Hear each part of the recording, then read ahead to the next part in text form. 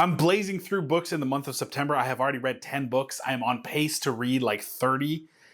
So we got to do a mid-month catch up because I don't want to do a 30 book long wrap up for the end of the month. So we're going to go through 10 books that I have read so far in September. We've got some nonfiction, a little bit on the disappointing side. We've got some fiction, much more encouraging. So let's get to it with the least liked nonfiction book of the month so far. And that is going to be a 2 out of 5, Beyond the Wall, East Germany from 1949 to 1990 by Katja Hoyer. This book, I had high hopes, but two things going against it. One, felt like maybe there was a little bit of personal biases here with this history. This author is East German. There is an idea that East German history has kind of been trampled upon in the past. So I don't love an overly, I guess, championing look at a piece of history. I like my history to be a bit more objective. I do understand that there can be this feeling of, well, my history, my personal country's history has been kind of abandoned, so I want to champion it a little bit. I don't take anything away from an author in that case, but that is not really my style of history that I like to read. I like more of a 10,000 foot, more objective view. So that really wasn't going for it, you know, in terms of my enjoyment. The other thing, it just seems like I maybe don't love German history. I found myself not really enjoying the day-to-day kind of talk through life in East Germany. I thought maybe because of my interest in the Cold War so far this year, I've read a lot of Cold War scholarship, maybe getting boots on the ground from one of the countries that was very heavily impacted by the Cold War, being so tightly linked to the USSR. Maybe that would carry it for me, but I didn't really love it. I just wasn't a big fan of this one. I sought out a little bit of some reviews. It seems that scholars in the West, in England, and in the United States really find this book to be enjoyable, insightful, and German scholars have a few problems with it. So that tells you pretty much where you need to be on this one. I like to know, you know, the boots on the ground. What does the country that is being written about actually think about this book? And what I could find, now I didn't do extensive research, there may be champions of this book in Germany, but what I could find was negative to extremely negative, to say the very least. So I didn't love this. Not so much for the reasons that a lot of the German scholars didn't love it, but just wasn't a fan of this. I don't think I'll be wading too deeply into modern German history anytime soon. Next up, another disappointment, 2 out of 5, Slow Productivity by Cal Newport. Now, I have read a couple Cal Newport books. This year alone, I read Digital Minimalism and found a lot of value in that. That has really shaped the way that I'm approaching technology in this year, and I have found that it has really helped with my mental health. It's helped free up a lot of time to make more content, to spend more time with my family. So that was a success. Digital Minimalism, I do recommend that you pick that one up and you read through that. I wanted to finish off his works. I read Deep Work as well. I didn't love that one as much, just because my job is kind of outside of the purview of a lot of the things that he was talking about. And unfortunately, Slow Productivity felt like kind of a rehash of a lot of the stuff that I had already read and learned in Deep Work. It felt like a lot of using anecdotes to kind of fit his narrative or his goals. Didn't feel like there was a ton of new actionable information to be gleaned from this. I will say, if you haven't read any of his stuff, this could be a good entry point for you. But I really think that Digital Minimalism is probably the top tier stuff of Cal Newport. Also, his podcast is really great. So if you're looking to just not, you know, you're not really into the self-help type reading, but you want to get a little bit more information on where technology is going. He's a technology critic, so he's always talking about new technologies, what it means for humanity, what it means for the future of work, how to kind of make sense of where we're going technologically, but also how to carve yourself out a little bit of sanity in the chaos of this world. So not to say that I dislike Cal Newport as an author or as a speaker or as a thinker, but didn't love this book. It felt like a lot of retread, a lot of stuff that we had already discussed and hit on in previous work. 2 out of 5. There's still a little bit of, you know, so if I'm really squinting at it, I can find some interesting pieces here and I can find some actionable tips, but really just felt like a retread. Finally, we had a bit more positivity on the last of our nonfiction. That's Rubicon. This was a 3.5 out of 5 for me. I'm going through a lot of Roman history this year. I've gone through SPQR was the standout in that. I've read a couple other ones. I've read a history of Carthage as well. So I wanted to hit this one. Holland's writing, Tom Holland, the author, I had a hard time kind of grasping what type of history this was going to be. This is definitely more on the side of popular narrative history. Not to say that it is not well sourced, but it's not the top-down comprehensive view that SPQR is. SPQR kind of delves deeper into the day-to-day, doesn't really find a lot of narrative connective tissue, whereas Rubicon definitely does. It is more of a propulsive narrative style history. I don't usually love that because oftentimes you can make connections to events that maybe are not there. We as humans, when we look back on history, we want a narrative. It's easier for us to understand that narrative. And I get that. I like that narrative as well. It's what brought me to history study in the first place, is that narrativization of human history. That's interesting. That's fantastic. But I think there is a danger there with making connections that maybe are not actually borne out, or we're not actually even there. But to make a cohesive narrative, we need, as authors and as readers, to create those connections. I'm not saying Holland did that. I do think that there is a lot of connective tissue in the lead up to the fall of Rome, or the Roman Republic. So it makes sense to write this in a narrative style. And once I got on board with that, I found a lot of value in this. I really found his writing to be pretty fantastic. You know, there's a lot of narrative history out there that is not so much narrative and more so just bland statement of dates and facts and kind of a plodding step-by-step look at a piece of history. This felt more propulsive. It felt more like a historical fiction, although it does lean on some pretty solid sourcing. This for me fits a little bit more in that popular history vein with David Grann, Eric Larson, those types of writers, where we are getting solid history. It is well sourced. It has primary sources, but it is written in a way that the layperson, the non-history academic, can kind of sink their teeth into and not be bored to tears. And there is a skill in that. So 3.5 out of 5 if you're looking to beef up your Roman history scholarship, your Roman history canon. I think this is one that should definitely be included. I very much enjoyed it. I lied. There's one more nonfiction, and it was really good. I think I forgot that it was nonfiction because I enjoyed it so much. Pictures at a Revolution, 4 out of 5. The last couple months I've been reading more and more into film history, film scholarship. This was pretty fantastic. A look at the 1968 Oscars and the change in Hollywood that took place through that Oscars. So the author, Mark Harris, kind of absolutely, completely breaks down the creation, the creativity that went into these 5 films, but also the politicking that goes into the Oscars. It was a look at the business side of filmmaking. It was a look at the creative side of filmmaking. It was a look at America, the culture of America, race relations in the country, generational relations, the idea of, you know, anti-establishment thinking coming to the forefront in light of the assassination of Martin Luther King, in light of the war in Vietnam, and how our popular culture reflected some of those thoughts back to us. Really fascinating stuff.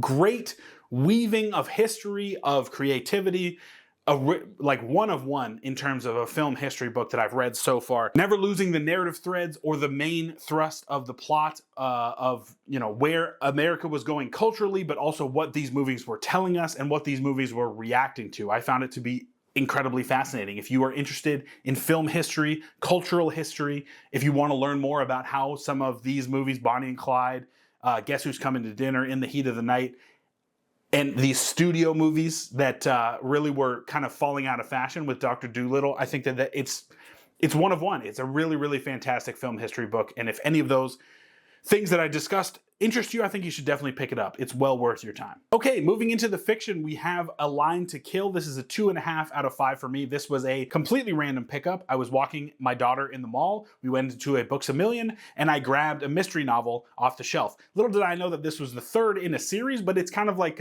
it's a soft series. So it's more that the characters reoccur. It's not that you needed to know what happened in the first 2 books. Nonetheless, I didn't really get the same level of characterization had I read the first 2 books, so that may be coloring my rating a little bit. I don't have too much to say about this. It's a programmer. It's a good murder mystery in the vein of the old Agatha Christie, Midsummer Murders, BBC, you know, your classic, just 55-minute BBC procedural murder. It's totally fine. It's well written. It's an interesting murder case, but I don't really have much to say beyond that. I didn't get a ton out of it. I didn't hate my time reading it.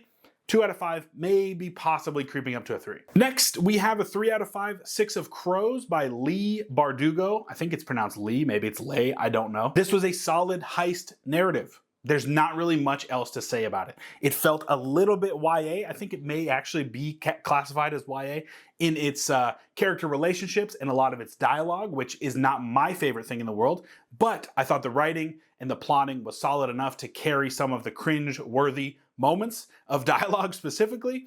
You know, I'm not here to really rag on the YA genre. It's not for me. I'm a 31-year-old man. You know, what am I doing reading YA fiction? But I wanted to kind of get a larger picture of some of the fantasy books that I may have missed. This one has a ton of great ratings on Goodreads. I think that there have been a couple film adaptations, maybe just a Netflix series. So this is in the popular zeitgeist, so I wanted to get a hold of it and see how I felt. I did not hate it by any means. I thought that this was really solid. But again, not something that I'm thinking about. You know, it kind of went in one ear. I enjoyed my time while I was reading it, and then now I'm done with it. I can't really even remember any of the characters' names. So there you go. I think if you're looking for a heist fantasy style book, pick this one up. You will not be disappointed. Speaking of YA books that maybe I shouldn't be reading, next up we have Scythe, 3.5 out of 5, because the concept and the premise of this book, if it was just premise alone, this would be a 5 out of 5. This is a fascinating book about humanity. It's a future tale where humans have, I guess, take science their way out of death. They have figured out how to stop all disease, how to stop the aging process. So in a attempt to control the population, people are designated as scythes. They are assassins. They are death incarnate in human form. And they choose who dies and when. So a really fascinating premise. I enjoyed all of the kind of philosophical discussion throughout this book. You know, how do these scythes choose who to kill? Is it random? Is it based on statistics? Is it bloodlust? Is it murder? What crosses the line into murder in a society like this? All of these questions were really, really, really interesting. The overall plot was solid, but I felt that it didn't really live up to the potential of the premise. I enjoyed it. I think I will continue on with this series. Again, there are some, it doesn't go as far as I would like it to, because I think it is trying to fit into that YA kind of, be it for all ages, you know, 13 and up probably. But there is a world where this gets a lot darker, and I think that I probably would have liked that a little bit more. That's just personal preference.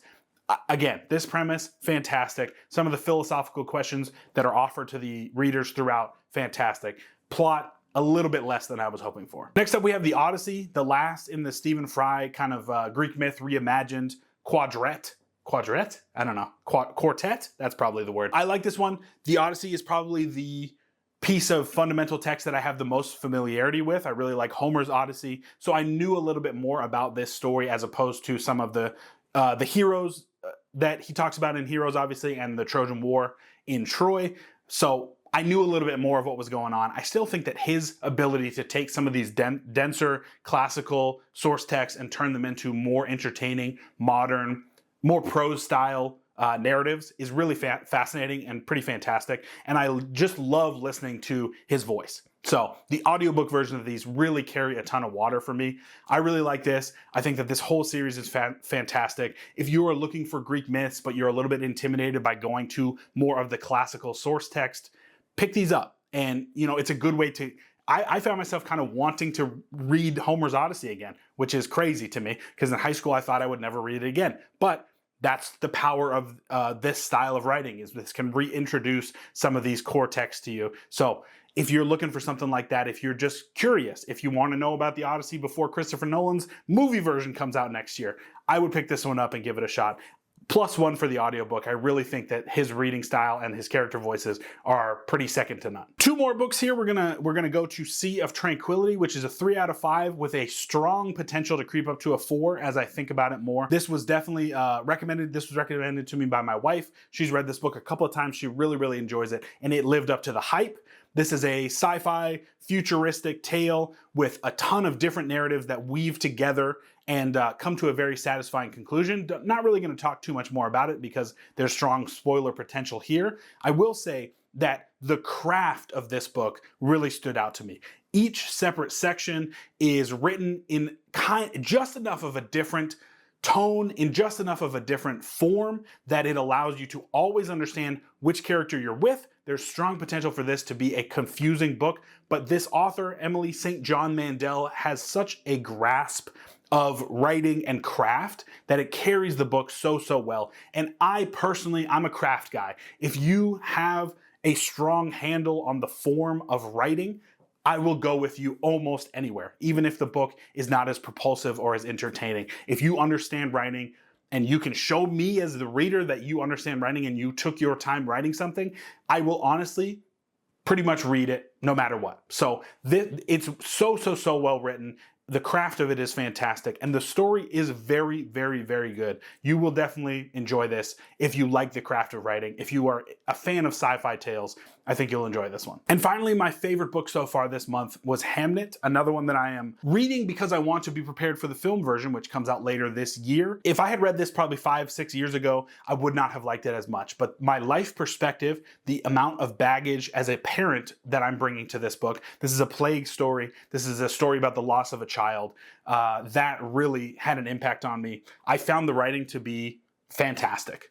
I think a lot of people are misinterpreting or not really understanding what the author Maggie O'Farrell is going for with this kind of hazy, hands-off narrative style or writing style. There's not a lot of first-person voice. There's not a lot of propulsion. There's more, we are kind of like a ghost. We are kind of like a fever. It's a fever dream type narrative. And that is so effective for a plague style story, for a story of loss, for a story of grief. Think about those moments when you have been sick, when you have had fever dreams, when you have been in a feverish state, or unfortunately, if you have experienced loss. This level of detachment, this level of disembodiment happens to us when we're in these states. And so I think that it works so incredibly well for a book about these things, for a book about loss, for a book about plague, for a book about sickness, to have this kind of hands-off, detached style of writing. I think it works so well and just elevates the story so incredibly well. I saw a lot of people on Goodreads talking about how they didn't love the writing style. I totally get that, but I found that it worked so well for this piece. It supported the narrative, it supported the plot, it supported the message that was trying to be put across. It just hit me, man. It emotionally resonated with me so much.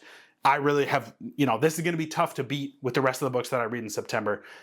I would recommend that you give it a go, especially if you're a parent, but just know it is pretty devastating. Okay, so that was 10 books that I've read in September. Wanted to get that out so that the end of the month recap is not a behemoth hour-long 35-book recap. If you are reading something, let me know in the comments. I would love to get some more recommendations. That's all I have for you. Make sure you subscribe to the channel. I hope you are reading something very good, and I will see you in the next one.